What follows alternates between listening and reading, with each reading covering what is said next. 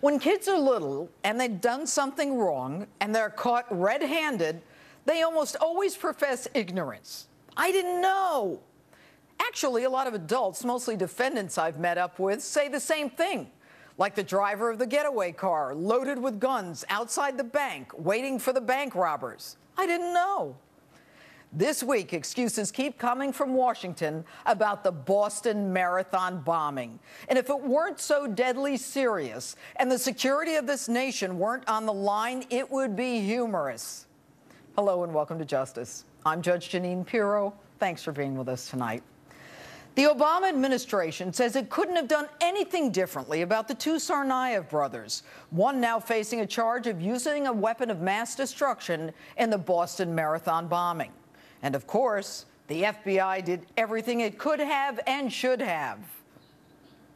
What we do know is that the FBI took action in response to that notification, investigated the elder brother, and investigated thoroughly and came to the conclusion that there was no derogatory information, no indication of terrorist activity or associations, either foreign or domestic, at that time.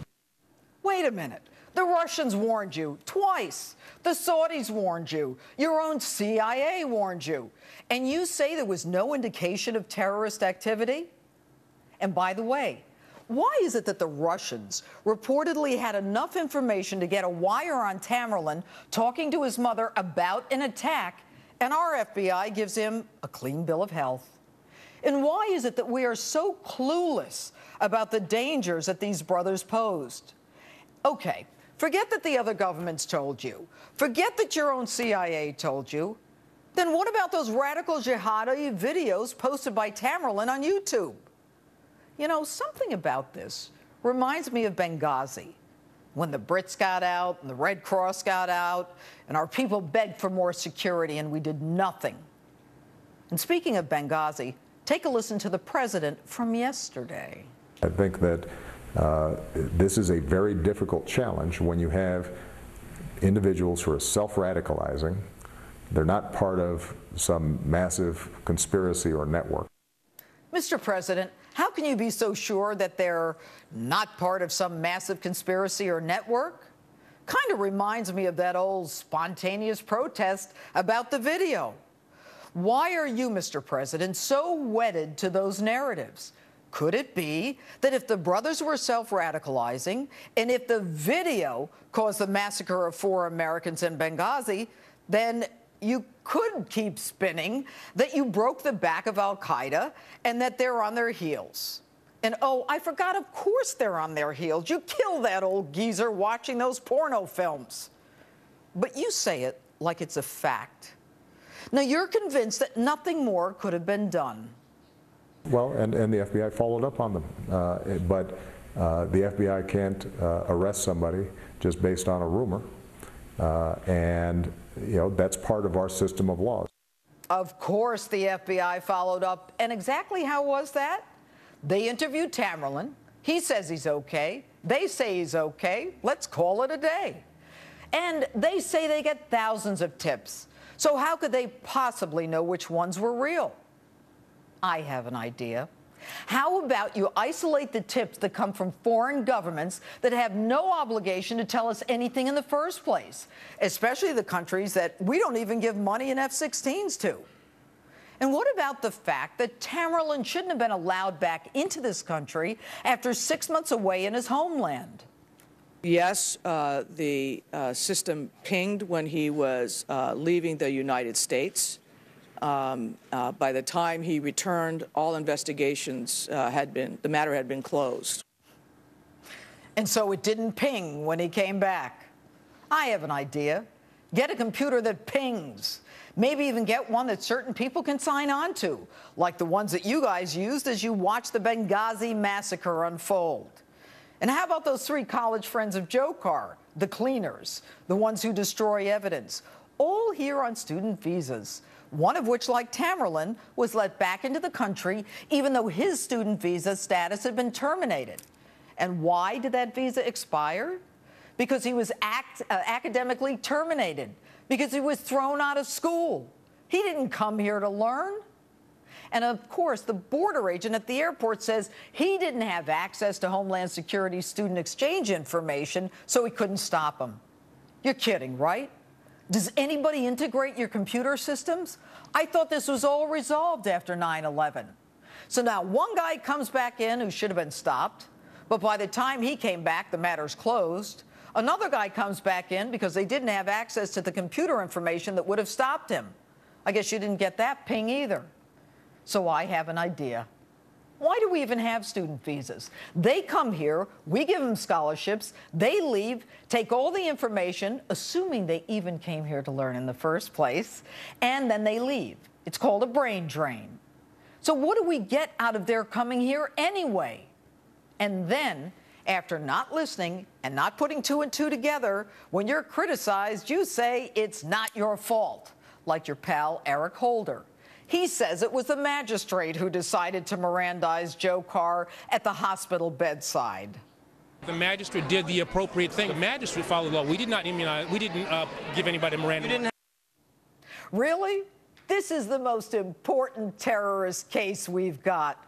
Who filed the charges? Who assigned the assistant U.S. attorney to handle this? Who told the assistant U.S. attorney to go to the hospital? Who arranged for security at the hospital?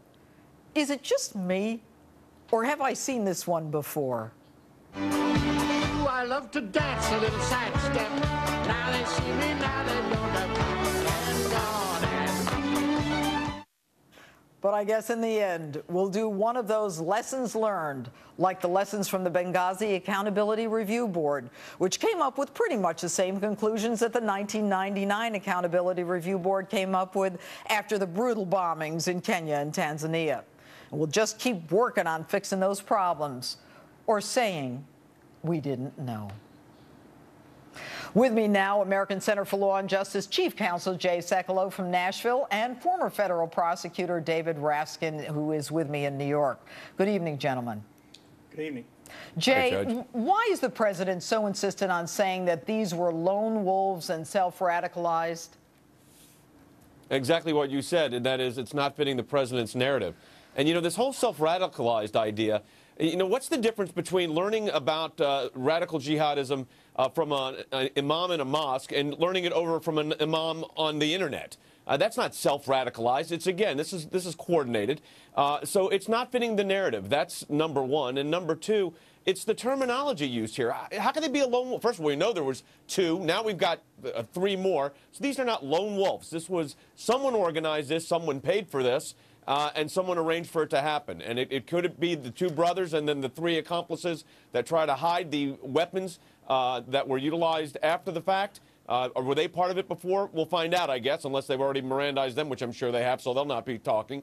But I think it's just not fitting the narrative, Judge. That's what you said is right. It's not fitting the narrative. But this whole self-radicalized idea, we got to get off this. There's technology now, and we need to know about it. All right. And David Raskin, you tried the Zacharias Moussaoui case, and that was a case that involved one of the planners of the 9/11 attack. And so you're very familiar with this. I mean, does it make a difference to you whether or not they were self-radicalized or whether Tamerlan went back and was trained in his homeland of Dagestan? Well, of course it matters in terms of national security. In terms of the prosecution itself, the elements of the offense don't require that somebody be radicalized in the United States or abroad. So if you're talking about a prosecution, it doesn't make a difference. In terms of protecting the homeland, right. Obviously it makes a huge difference. All right. And when Eric Holder, we just saw it, said that, you know, it was the magistrate who gave him his rights. Well, you and I both know, of course, it's a judge who gives him the right to remain silent. But you know that there are some of these terrorists that we have held in custody for longer than 48 hours before we charge them and give them Miranda rights. Could this case have been, you know, held a little longer before he was arraigned? Well, in the cases you're talking about, it is usually because the defendant, for one reason or another, has decided to waive a speedy presentment. He has a right to go to court, usually within 24 to 48 hours. In this case, it's unclear whether anybody was going to waive or not. There was obviously... But do you agree that the FBI didn't have enough time, knowing what you know, to get the information they would need in a case of this magnitude? Well, obviously, you always want as much time as you can get. It's completely unclear exactly how much these guys know, other than what they planned. Well, that's because we didn't give them a chance to tell us. But anyway, Jay, I'm going to go back to you. Look, we've got these three guys. His college buddies, and people are saying, well, they're just kids, they're just from college, not really a big deal. Well, people are acting like this is, they uncovered a cheating scandal on the campus. But this is no different than someone finding the murder weapon that a buddy of theirs utilized to kill people and then hiding that evidence. And here they did exactly the same thing, except it was with a weapon of mass destruction and killed multiple people and injured hundreds. And the fact of the matter is, we've got to get to the bottom of it. And something else that's troubled me from the beginning of this case. You remember when the FBI and the police came on and they showed the picture of the two suspects and they said, hey, we need your help, the American people, in identifying who they are. Jay, some of you know who these people are. I agree. Well, the FBI already interviewed them. How did they not know who they were? Why did they say, yeah, that's the guy we interviewed 18 months ago? Hello. Listen, David, thing, very Judge, quickly. Sorry, Jay, I want to get to David on this. No, go These three guys, the college roommates. I mean, what would you? I know what they're charged with, but they'll go to jail, I assume. They're going to go to jail, and they're going to go to jail for a very long time. This is a very, very serious crime. It's the most important investigation in the country, and these kids started to take evidence and destroy it. Yep. It doesn't get any more serious than that. I agree. And they have only been charged in a complaint. There are going to be additional charges filed, perhaps more serious ones. David Raskin, thanks so much for being with us, and Jay Sekulow. And now, guys, to our Insta poll question. We want to know, what punishment should the college friends of the Boston bombing suspect Joe Tsarnaev get for their role in disposing of the evidence? Let me know on Facebook or Twitter at Judge Jeanine. And up